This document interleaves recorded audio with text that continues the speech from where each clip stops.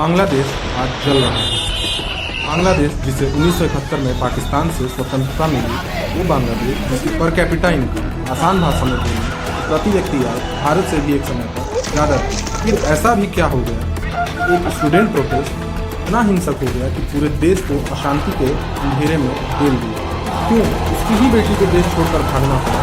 और मैं बता दूं कि शेख हसीना शेख मुजीबुर रहमान की बेटी ही नहीं, बल्कि देश छोड़कर भागने से पहले बांग्लादेश की प्रधानमंत्री भी थी। शेख मुजीबुर रहमान वही हैं जिन्होंने पाकिस्तान से आज़ादी की क्रांति शुरू की और उनकी क्रांति का ही असर था आज बांग्लादेश क्राइसिस के बारे में हम ना कि पाकिस्तान के क्राइसिस। और सबसे खास बात तो ये है कि शेख मुजीबुर रहमान की उनके पूरे परिवार सहित 1975 में हत्या कर दी गई। शेख हसीना इसलिए बच गई क्योंकि वो तब विदेश में पढ़ाई कर रहे थे। वर्तमान घटना का संबंध इतिहास में छुपा हुआ है और इस घटना में ध्यान देने वाली बात ये है, तब भी बांग्लादेश जब बना था और आज भी जब बांग्लादेश फिर से गिरा है, दोनों ही समय भारत सीधे तौर पर कनेक्टेड था और आज भी है। बांग्लादेश के ऐतिहासिक संदर्भ को समझना काफी जरूरी है क्योंकि इसमें ही वर्तमान घटना की कड़ी छुपी हुई है। जब 1971 में पाकिस्तान से बांग्लादेश को स्वतंत्रता मिला तो बांग्लादेश को भारी आर्थिक और सामाजिक चुनौतियों का सामना करना पड़ा, जैसे कि गरीबी, राजनीतिक अस्थिरता और इन सब में सोने पर सुहागा था प्राकृतिक आपदाएं। इसके बावजूद बांग्लादेश ने पिछले कुछ दशकों में उल्लेखनीय आर्थिक विकास देखा, जिससे बांग्लादेश डेवलपिंग कंट्रीज के लिस्ट में शामिल हो गया। हालांकि आर्थिक विकास के बावजूद बांग्लादेश की सामाजिक और राजनीतिक समस्याएं हल नहीं हो पा रही थी, जैसे कि वोट बैंक की राजनीति, भ्रष्टाचार और नागरिकों के स्वतंत्रताओं का हनन।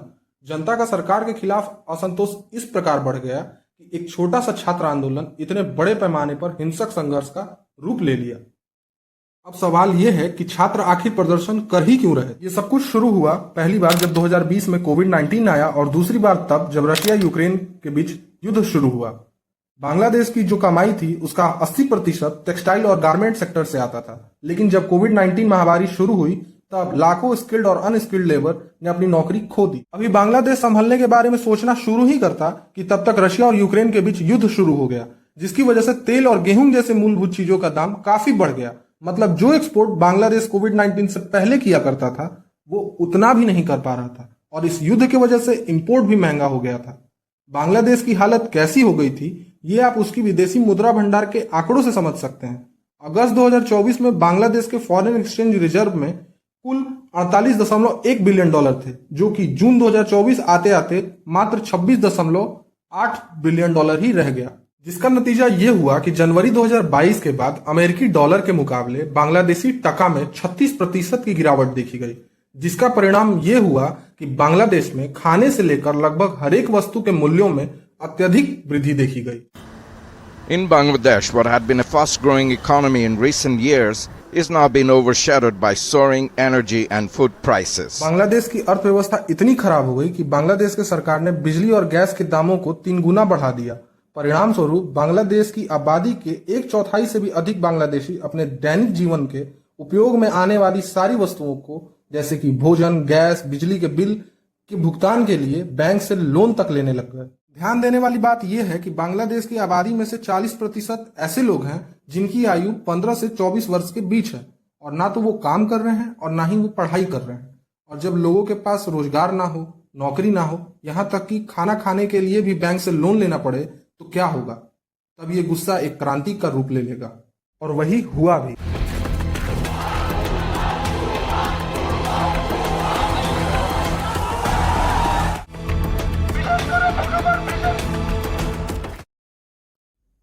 इस क्रांति की चिंगारी बांग्लादेश की आरक्षण प्रणाली से शुरू हुई और यहाँ भारत को भी इस घटना से सीखना चाहिए, क्योंकि भारत में भी वोट बैंक की राजनीति के चक्कर में सरकार आरक्षण वाला झुंझुना जनता को समय समय पर देती रहती है। खैर, भारत को क्या क्या सीखना चाहिए इस पर हम वीडियो के अंत में बात करेंगे। अभी बात करते हैं बांग्लादेश की। भारत की तरह ही बांग्लादेश ने आजादी के बाद आरक्षण को अपनाया। शुरुआत में ही 80% सरकारी नौकरियां, जी हाँ आपने बिल्कुल सही सुना, 80% सरकारी नौकरियां 1971 के युद्ध के स्वतंत्रता सेनानी और युद्ध के दौरान प्रभावित महिलाओं के लिए आरक्षित थी। बची हुई 20% सरकारी नौकरियां ही मेरिट यानी योग्यता के आधार पर भरा जाता था। ये इसलिए भी होता हुआ आया था क्योंकि 80% आरक्षण देने का फायदा भी अवामी लीग को ही हो रहा था। ये वही अवामी लीग है जिसने पाकिस्तान से आजादी की लड़ाई लड़ी। और धीरे धीरे वहां की सरकार ने जो 20% नौकरियां योग्यता से भरी जा रही थी उसको बढ़ाते बढ़ाते 1996 तक 55% कर दिया। जो आरक्षण सामाजिक न्याय देने के लिए दिया जाना चाहिए वो आरक्षण बांग्लादेश के लिए या फिर वहां के योग्य आबादी के लिए एक श्राप साबित हुआ, जिसकी वजह से बांग्लादेश के लोग सरकार से काफी निराश थे। 2018 में ये निराशा आंदोलन में बदल गया, जिसके दबाव में आकर सरकार ने कोटा सिस्टम को सिविल सर्विसेज और पब्लिक सर्विसेज से पूरी तरीके से खत्म कर दिया। लेकिन बांग्लादेश की सरकार ने जब 1996 में 80% आरक्षण को घटाकर 45% कर दिया था, तभी सरकार ने बहुत स्मार्टली बचे हुए 45% आरक्षण में से 30% फ्रीडम फाइटर्स के बच्चों और उनके ग्रैंड चिल्ड्रंस के लिए रिजर्व कर दिया था, जिसका लाभ 1997 से लेकर 2010 तक दिया गया। लेकिन अब सवाल ये आता है कि जब ये सारे आरक्षण 2018 में सरकार ने खत्म कर ही दिया था तो ये बवाल कैसा? ये सब कुछ शुरू होता है 2021 में, जब कुछ छात्र सुप्रीम कोर्ट में अपील करते हैं और कहते हैं कि वो 30% वाली आरक्षण मिलनी चाहिए, और सरकार ने गलत तरीके से और असंवैधानिक तरीके से इस आरक्षण को हटाया है। इस मामले में बांग्लादेश के सुप्रीम कोर्ट ने 5 जून 2024 को अपना फैसला सुनाया और फैसले में 30% वाली आरक्षण जो कि फ्रीडम फाइटर्स के बच्चों और उनके ग्रैंड चिल्ड्रंस को दी जाती थी उसे लागू करने का सरकार को निर्देश दिया। फिर क्या था, जो लोग आरक्षण का विरोध कर रहे थे उनका प्रदर्शन और उग्र हुआ और सरकार ने इस प्रदर्शन को शांत करने के लिए बल का प्रयोग किया।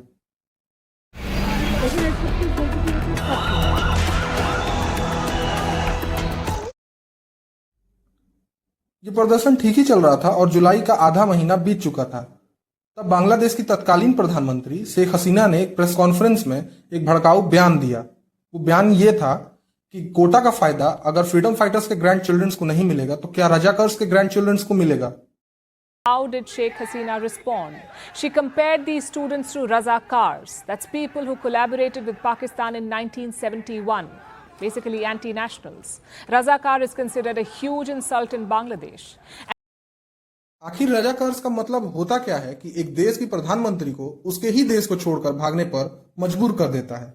रजाकार्स वो हैं जिन्होंने 1971 में पाकिस्तानी आर्मी का साथ दिया था। हालत इतनी खराब हो गई कि शेख हसीना को पैकिंग करने तक का टाइम नहीं मिला और उन्होंने तुरंत रिजाइन किया और अपनी बहन के साथ हवाई यात्रा करते हुए भारत आ पहुंचे। अब आते हैं कि भारत इस पूरे घटनाक्रम से क्या क्या सीख सकता है। पहला, कि जब आरक्षण अयोग्य लोगों को दिया जाए तब यही होता है। दूसरी चीज हम ये सीख सकते हैं कि कभी भी एक या दो व्यापार निर्यात पर अधिक निर्भर नहीं होना चाहिए, जैसा कि बांग्लादेश के केस में हुआ, क्योंकि बांग्लादेश का 80% व्यापार टेक्सटाइल और गारमेंट सेक्टर पर निर्भर था और जब कोविड-19 महामारी आया तो बांग्लादेश आर्थिक संकट में चला गया। तीसरी चीज हम ये सीख सकते हैं कि वोट बैंक की राजनीति आपके पतन का सबसे अच्छा तरीका हो सकता है।